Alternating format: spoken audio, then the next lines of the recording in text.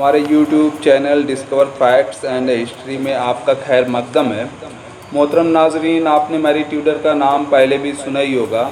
इनके बारे में बहुत सारी अफवाहें भी हैं, लेकिन हम आज की वीडियो में इतिहास की इस जालिम और बदनसीब रानी के बारे में कुछ ऐतिहासिक बातों के बारे में जानकारी हासिल करेंगे। इंग्लैंड और आयरलैंड की रानी मैरी फर्स्ट, जिनका नाम मैरी ट्यूडर भी है, जिन्हें ब्लडी मैरी के नाम से जाना जाता है, वह इंग्लैंड के 8वें राजा हेनरी की पहली बेटी हैं। मैरी ने खुद को इंग्लैंड की रानी बनाने के लिए जी जान लगा दी थी। यह बात तब की है जब इनके बाप ने इन्हें अपना वारिस मानने से इनकार कर दिया। ऐसे में इन्होंने ब्रिटिश सल्तनत के खिलाफ बगावत की और बागियों की फौज लेकर इंग्लैंड के शाही खानदान को अपने सामने झुकने पर मजबूर कर दिया।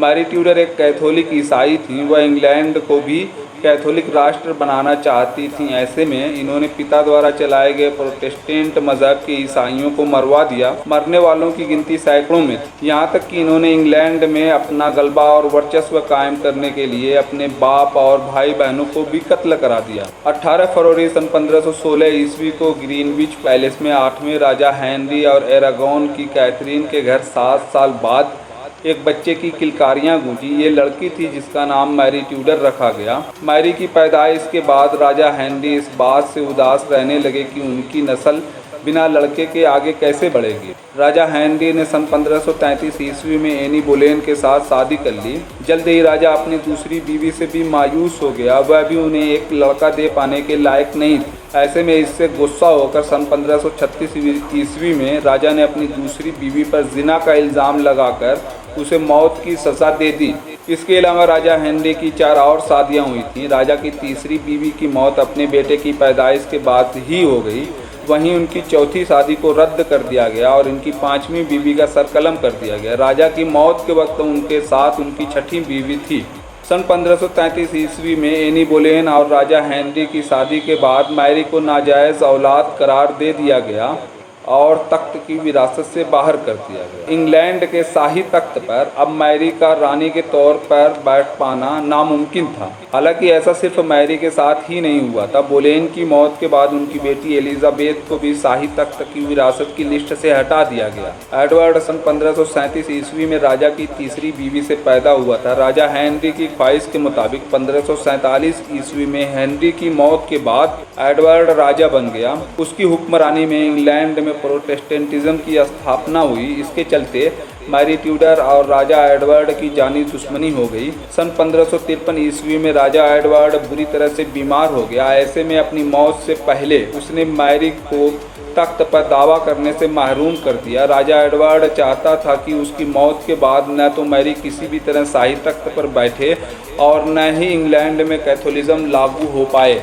माना जाता है कि ऐसे में एडवर्ड के सलाहकारों में से एक नॉर्थम्बरलैंड ने लेडी जेन ग्रे को सिंहासन सौंपने की अपील की। उसी साल एडवर्ड की मौत हो गई और जेन को इंग्लैंड की रानी बना दिया गया। नॉर्थम्बरलैंड ने मैरी को पकड़ने के लिए एक बड़ी सेना भेज दिया।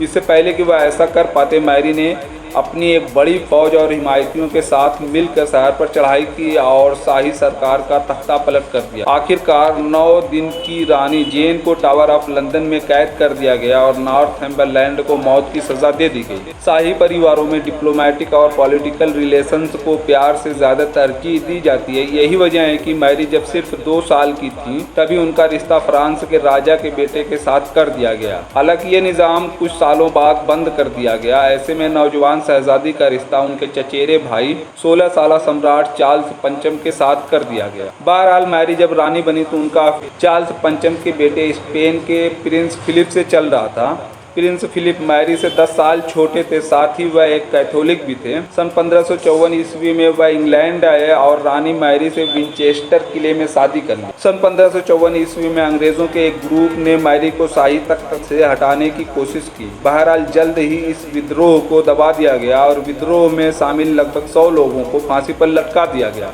हालांकि लेडी जेन ग्रे और उनके बाप इस बगावत में शामिल नहीं थे। फिर भी रानी मैरी ने लोगों को डराने के लिए उनका सर धड़ से अलग कर कर दिया। वहीं टावर ऑफ लंदन में कैद उनकी सौतेली बहन एलिजाबेथ को 1 साल के लिए नज़रबंद कर दिया गया। हुकूमत में रहते हुए क्वीन मैरी ने इंग्लैंड में कैथोलिक धर्म की वापसी कराई। इसका नतीजा ये रहा कि लगभग 300 लोगों को अपनी जान से हाथ धोना पड़ा। ये वो प्रोटेस्टेंट ईसाई थे जो मैरी को हटाने के लिए विद्रोह में भागीदार थे। इन सभी को सामूहिक रूप से जला दिया गया। 37 साल की उम्र में मैरी की शादी के बाद रानी और उनके डॉक्टरों ने माना कि वह प्रेग्नेंट हैं। रानी ने बच्चे को अपने पेट में महसूस किया। हालांकि ये बात एकदम कोरी बकवास निकली। क्वीन मैरी को कोई औलाद नसीब नहीं हुई। मैरी चाहती थी कि उनका बेटा उनकी सल्तनत की बागडोर संभाले और उनकी नस्ल को आगे बढ़ाए। हालांकि वह कभी मां नहीं बन पाई। आखिरकार कैथोलिक इंग्लैंड बनाने का मैरी का सपना चकनाचूर हो गया। 42 साल की उम्र में सन 1558 ईस्वी को लंदन के सेंट जेम्स पैलेस में इन्फ्लुएंजा बीमारी की वजह से क्वीन मैरी की मौत हो गई। इसके बाद उनकी छोटी बहन एलिजाबेथ ने सन 1603 ईस्वी में अपनी मौत तक शासन किया। इंग्लैंड की महारानी एलिजाबेथ प्रथम ने अपने शासन काल में पुनः कैथोलिक इंग्लैंड को प्रोटेस्टेंटिज्म में ढकेल दिया। एलिजाबेथ की हुक्मरानी में ही अंग्रेजों के अजीम नावल निगार शेक्सपियर ने अपनी महानतम रचनाओं पर काम किया।